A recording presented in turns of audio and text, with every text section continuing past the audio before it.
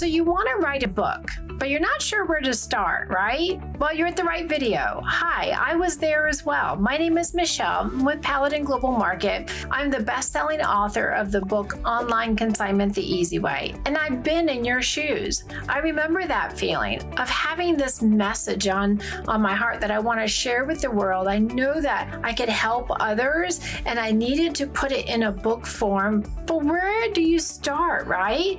And come on, our lives are busy, right? How am I going to find time to do this? I can't just go get a cabin and hide away in the woods or the cabins for years to be able to get this book taken care of. No, I have a real life. I have a full-time business. I have a family, right? You may be feeling the same way. So in this video, I'm going to be sharing with you some things that I experienced that really helped me in the process that I think can help you as well. The first thing that I want you to do, I want you to take all of these thoughts, all of these ideas that you have in your head, and we need to start putting it on paper. And it could be in computer form, whichever you feel better at. At first, I like to just do pen and paper. I wanted to do like a brain dump. I wanted to put all of my ideas and just quickly put it on the paper as ugly and just as fast as possible.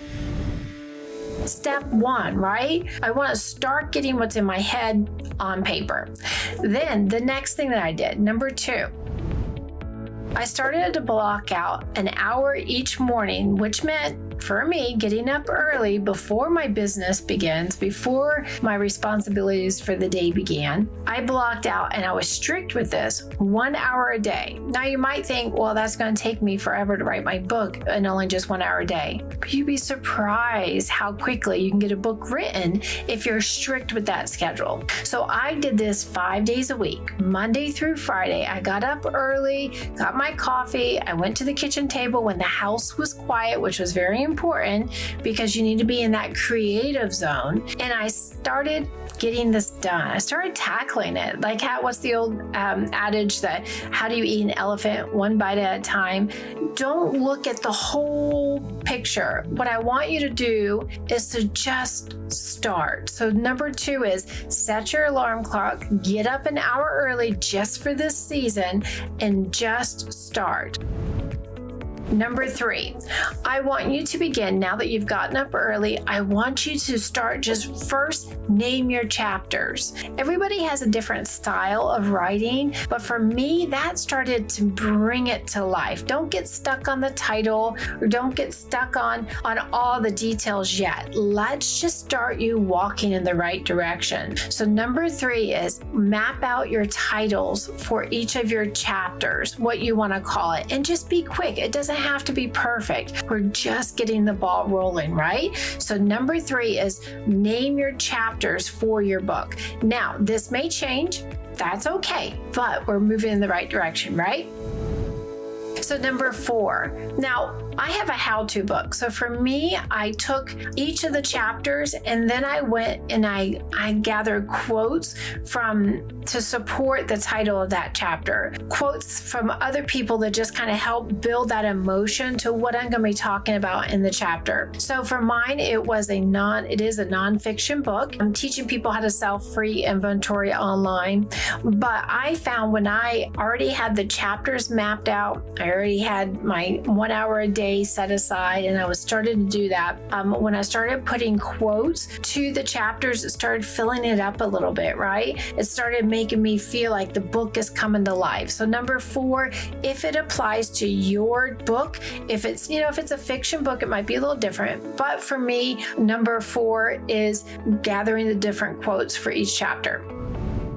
Okay, number 5, you're going to want to tell a story at the beginning of each chapter, something that's going to bring the reader in to what you're already wanting to share with them.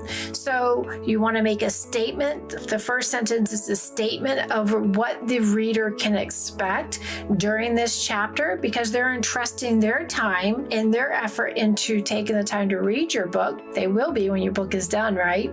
So we want to make sure that they feel like they get a ton of value out of that time that they're receiving. So we want to tell them ahead of time, hey, in this chapter, you're going to learn blah, blah, blah. right? And then tell a story. Because as humans, we don't want a whole bunch of monotonous information. We want things broken up, right? We don't want to just have, this is what you do, this, and this. Break it up with a story. It helps to kind of stop time in the reader's mind, and it'll also help you to fill the pages of your book. Number 6, you're going to want to start looking for different research and things that can help fill the pages and help back your statement to the reader. So for me, I have a how-to book. It teaches people how to sell free merchandise online. So I then started looking through the internet to find quotes of reputable sources that I could cite in my book that states, this is what the online marketplace is like. This is the numbers that they found in the last year. This is the predicted growth for the future, and so on. So being able to find these different research articles and proven statements that I didn't make, I'm just saying, hey, they're the expert and they said this. So it further supports my topic and what I'm trying to share with them. Then that continues to build trust with the reader, and not to mention it continues to break things up. We have the title of our chapter. We have the quote for our chapter. We have the statements, the first sentence that's going to show the reader what they're going to learn or read through in this chapter.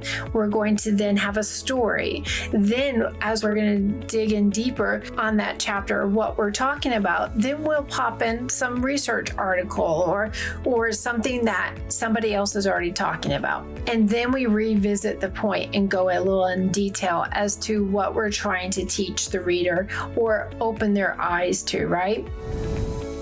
So number 7, we want to take the time now to go back through all of these different rough drafts, these different chapters that you've put together, and let's start filling in the gaps. Don't get overwhelmed by the sheer volume of this project. Little by little, that is important because your mental health and your ability to see that you can get across this finish line is extremely important in getting you across this finish line, right? Number 8, I recommend that you have someone else read your book. I know that can be a little bit scary, right? And you don't want to do it at first until you feel like you've filled in the gaps between the chapters. But you definitely want someone that's going to give you an honest opinion, even if it's a little painful. But you want to get someone else's voice on this because there's going to be a lot of people, hopefully, reading your book, and you would much rather hear what their opinions are ahead of time before it's published, right? So even though it feels kind of scary, I think, to some, to put it out there and be like, but this is my baby. I've worked so hard. I've gotten up early all these days, and I have put myself out on this paper, right? For someone else to critique. But that's what a book is. Don't let this part scare you. This is important. This is part of the process because we can always learn and get better as a result. Number 9, once you've done that, then you'll want to hire an editor. I recommend at least 1 or 2 of your family or friends that will take the time to read through your book and that will give you honest opinions that can help improve your book. And after you've applied those changes, then you want to invest in an editor that can go and finish the process. And they usually will do more than 1 round through your book. Once you've found an editor that works great for you and they've gone through and you've hired them, then you'll want to get into the next, which is more technical involved, and that's what we call formatting. Formatting is a big word for once all your edits are done, how does it structure on the page so that when the books are being printed, the paragraphs aren't running off the end of the line or the page numbers are there, everything's in its right spot and it looks nice when it's being printed out. So you want to make sure you have a formatter that's going to do this. Now, I do want to say, once you have taken the time to fill in the different things we talked about for each of your chapters of your book, and you feel like you have a good, what we call a rough draft, it's not polished, it's not perfect yet, but you feel like you've put a lot into it and it's a good point, I would recommend have someone else read it. Someone that you can trust, that will give you an honest opinion and that will help you to improve on that rough draft. Don't take this offensively. I know this is your baby, and I know for me too, it was hard. It was kind of like, I put all this work, I got up early. Here you go. Tell me what's wrong with it, right? Don't worry.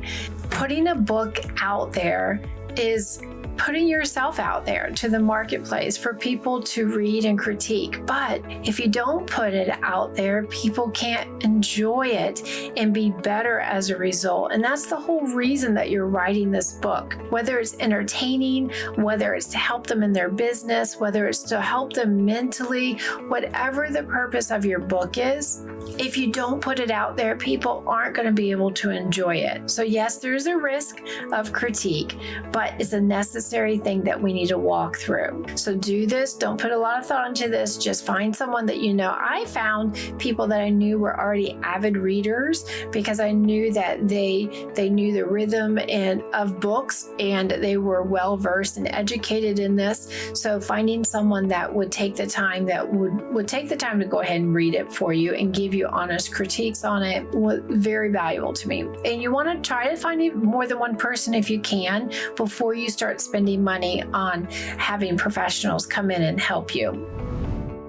I want to pop in real quick because I know that sometimes too much information can be overwhelming, and sometimes although people are motivated and they're hard workers, as I assume that you are because you're already looking at doing this on your own, you may not want to fully publish your book on your own. And I didn't. I actually had a company come in and help me, and I like to call them my publishing coaches.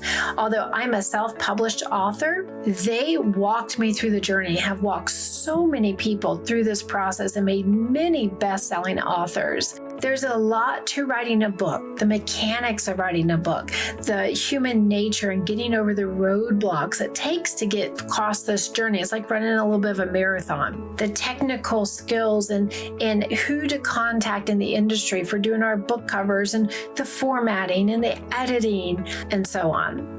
Not to mention, in this day and age, with digital books, with Kindles, with Amazon, with their KDP, which is Kindle Direct Publishing, there's a lot of technical things that need to be in place. Now, I'm not telling all this to you to scare you or to cause you to maybe put this back on the shelf, so to say, for a couple more years. I really want you to walk through this process, but if you don't want to do it alone and you're considering the self-publishing route, I have their contact information in the link below. You can call and schedule a time to talk to one of their coaches and see if this is a good fit for you. For me, it was a game changer because, like I told them in my first call, I don't know what I don't know. Like I've sold ebooks years past. I've done this under the same premise of the book that I have now published and have hit bestseller in several categories on Amazon. I had my own ebook years ago that I did by myself, but I didn't know what I didn't know. And guys, I didn't know a lot. And I'm so glad I had them to help me in that journey. So in addition to celebrating you walking through this step, make sure you check the link in the description below. I have a special coupon code for you. If you do choose to go with their company, make sure you mention my name and this coupon when you're talking to the publishing coach in the introduction call. They're going to give you $1,000 off as a result of doing that. And if you find that you want to invest in yourself and go with this company, I thoroughly believe that you're going to enjoy it. There is nothing better than seeing your book, your hard-earned message that's inside of you out in the online marketplace and people buying your books and leaving reviews and telling others and gifting your books to others. My gosh, guys, it's the best feeling. And so I'm on the other side of the mountain saying, you can do this and you don't have to do it alone. Now, if you want to go the self-publishing route, that's the route I'm talking about. That's how I publish my book.